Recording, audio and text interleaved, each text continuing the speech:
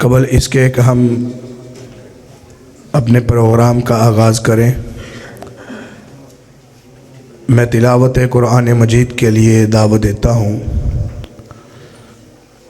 हाफिज़ मोहम्मद ज़ुल्करनैन हैदर को कि वह माइक पर आएँ और तिलावत कुरान मजीद इरशाद फरमाएं। अस्सलामु अलैकुम व रहमतुल्लाहि व बरकातुहू।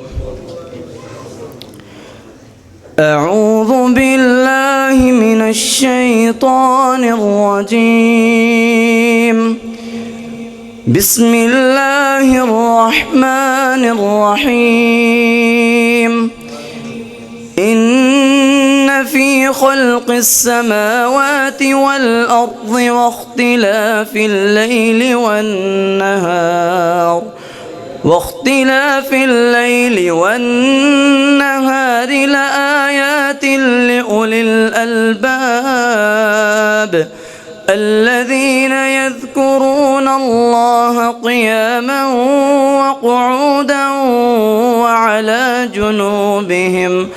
وعلى جنوبهم ويتفكرون في خلق السماوات والأرض ربنا ما خلقت هذا باطلا سبحانك فقنا عذاب النار ربنا إنك من تدخل النار فقد أخزيته وما للظالمين من أنصار ربنا إننا سمعنا مناديا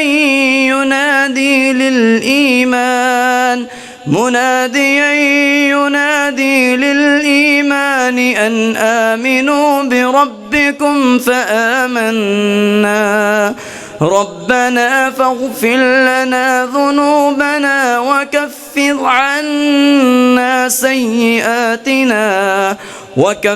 عنا سيئاتنا وتوفنا مع الأبرار ربنا وآتنا ما وعدتنا على رسلك ولا تخزنا يوم القيامة إنك لا تخلف الميعاد صدق الله العظيم। अस्सलामु अलैकुम वरहमतुल्लाहि वबरकातुहू।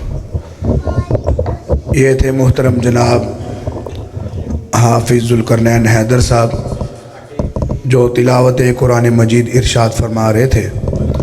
हम दुआ करते हैं कि अल्लाह इस भाई के इल्म व अमल में बरकतें अता फरमाए। अल्लाह इस भाई को सेहत वाली आफ़ियत वाली लंबी उम्र अता फरमाए। आज का ये प्रोग्राम मरकज़ी जमीयत अहले हदीस फैसलाबाद के ज़ेर एहतमाम और बिलखुसूस हल्का कुद्दूसी शहीद रहमहुल्लाह के ज़ेर एहतमाम हो रहा है। तो हम अपने मोहतरम फ़ज़ीलतु शेख मुअज़्ज़ज़ मेहमान क़ारी मोहम्मद बिन अमीन आबिद हाफ़िज़हुल्लाह ताला का दिल की अथाह गहराइयों से शुक्रिया अदा करते हैं कि वो हमारी दावत पे तशरीफ़ लाए। अल्लाह इनका आना और तमाम अहबाब का मिल बैठना अपने हजूर मकबूल व मंजूर फरमा ले।